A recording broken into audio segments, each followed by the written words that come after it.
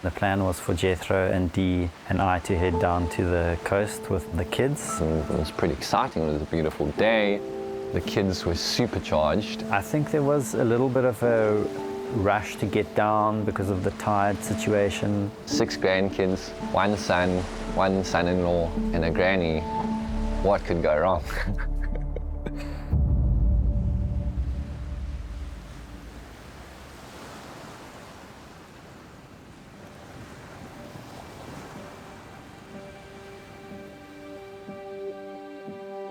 We had planned it before, we had checked out the river mouth, we'd seen the high tides, we thought this is perfect. We're going upriver, sleep on a sandbank, take the grandkids and whoever else is keen to come. Grandma was keen, which was fantastic, and I thought, what a magical opportunity, you know.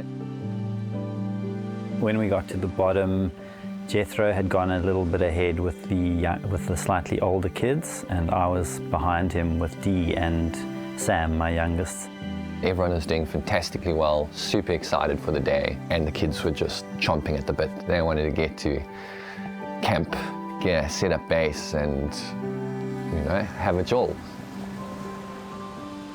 I heard Dee making a sound, so I turned around and I saw her lose her balance and fall over and end up going backwards. I heard this shrill of Greg shouting,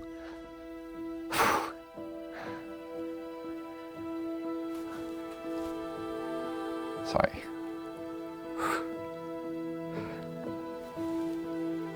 Just calling my name. She hit her head on a rock close to the water and she fell face down into the water and stayed face down and just started floating out to sea, obviously unconscious.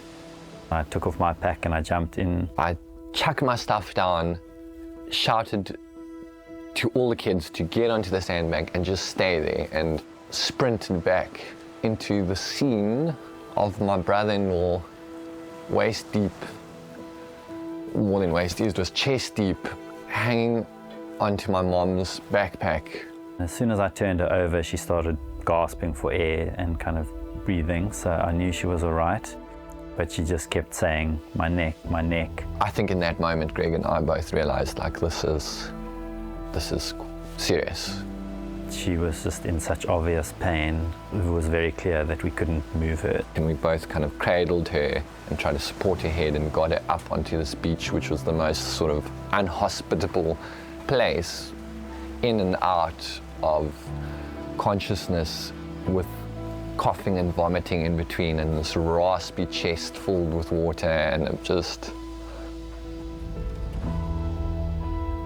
quite a shocking moment. We just decided then that Jethro would stay with Dee and the kids down there, and I would go up and call for help. Greg sprinted back, I ran back, get the kids, because tide's coming in now. They're up there, and just kind of filled them in, saying, "There's been an accident. I need you guys to help me as best as you can now. Everything's going to be okay." Greg's oldest straight away dried up his eyes. Off they went, got their bags, all just so amazing, by coming out and pulling out a jacket from their bags, saying, "Here's something for daughter to keep her warm," or "Here's my sleeping bag," or... Dee's phone and my phone were the only two phones with us, and they'd both ended up in the river. I had to drive back to Jethro's house to call for help. Then the waiting game started.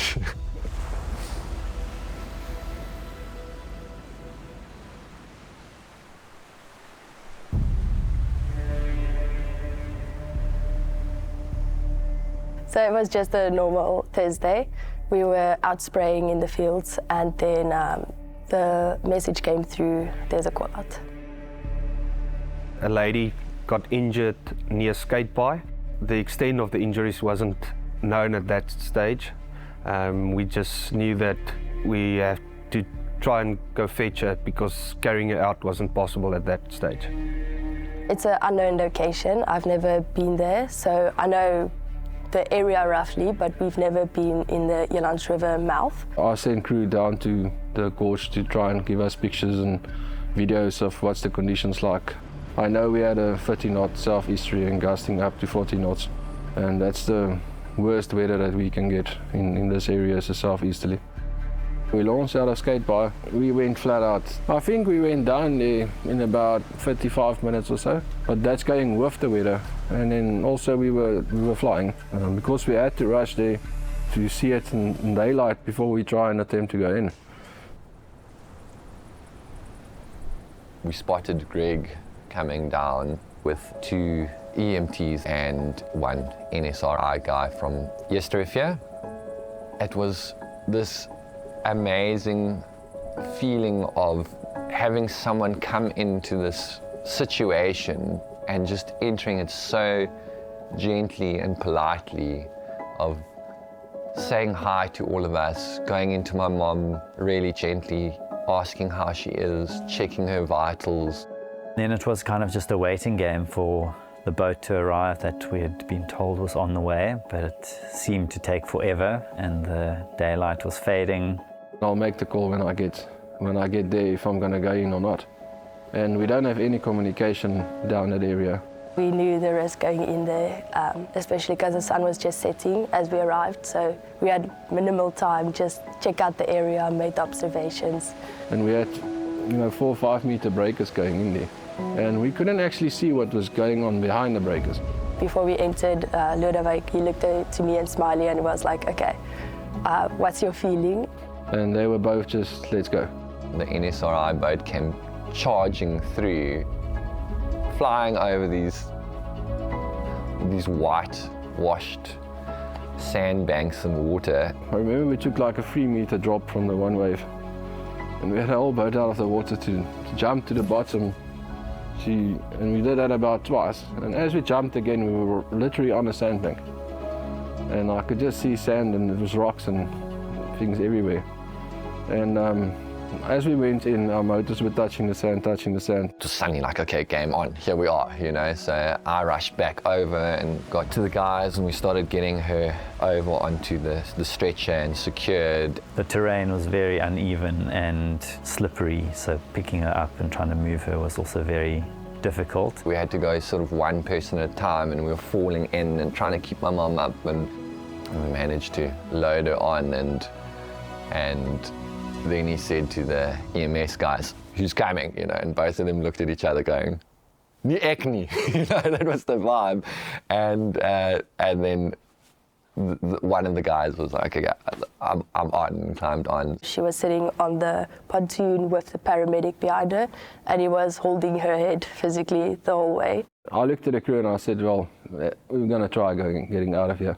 But I knew it's going to be tough. There was a little bit of mist coming in. You couldn't really see the back breakers. We had about 300-400 meters of sandbank that we need to get over first.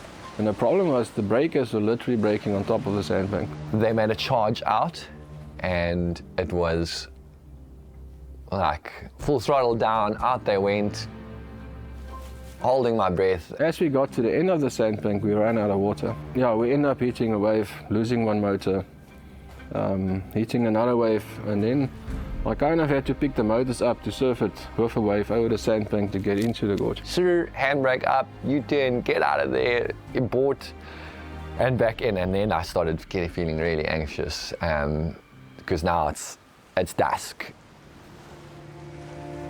The torch is out, watching the waves, counting them. The relief that they were there kind of faded into like, oh no, like, is this going to be actually possible? We were sitting there, I think, for about 15 minutes or so. And I said, listen, I think it's now. And both of them said no. And then we hammered it. So we went basically full out.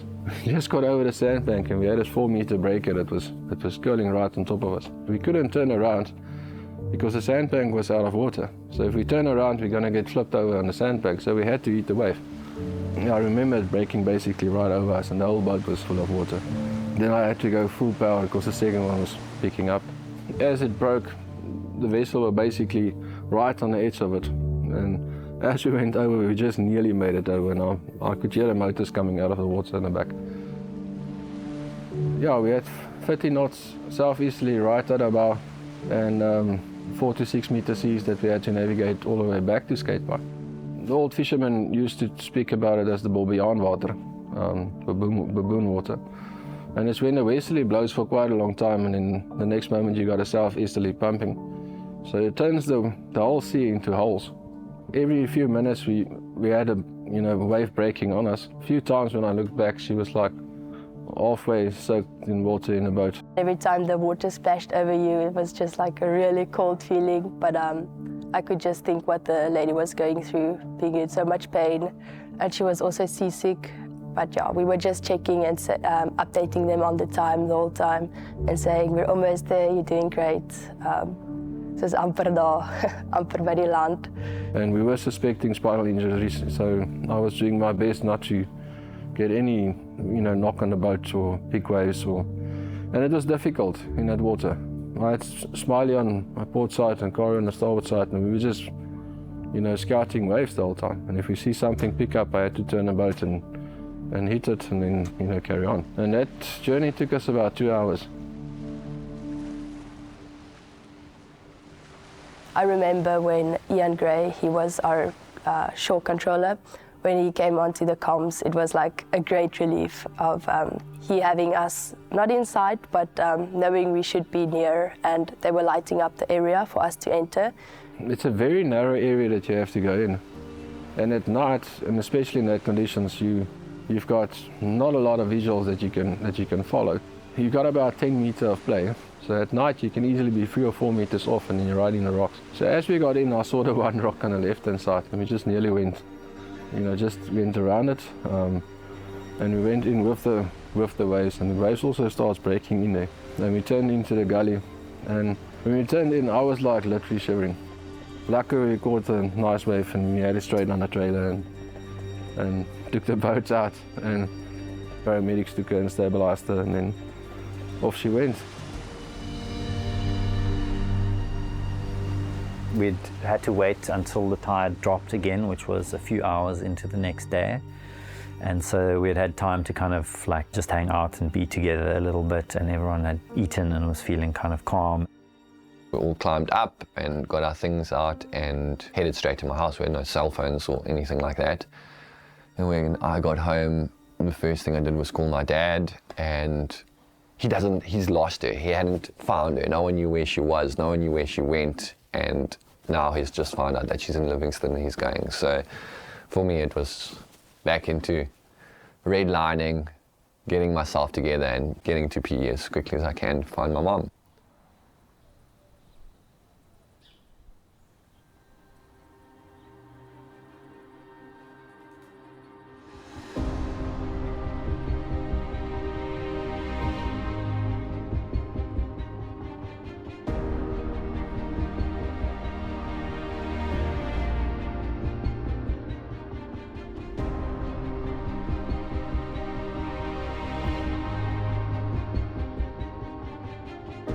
Greg heard me cry out and turned around and saw me land in the water. I remember my grandson coming to me and holding my hand and saying, "Are you going to be all right?"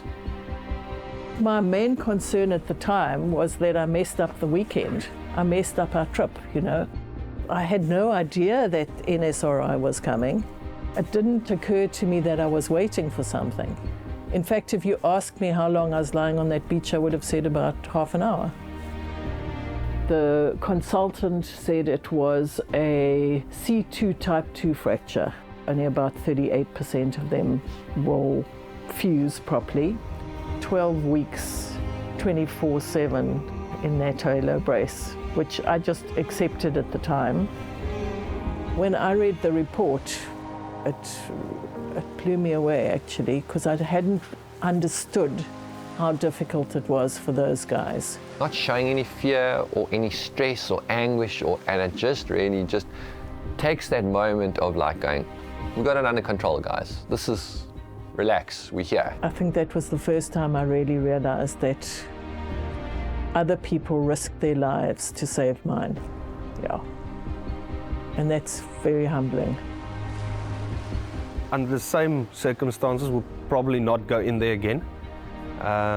But it's the call on the day. we realized the results could have been far more severe or far more tragic. But yeah, we made it. Yeah, these guys that don't know you dropping everything to risk their lives in a place that they've never gone before, and yeah, they're heroes.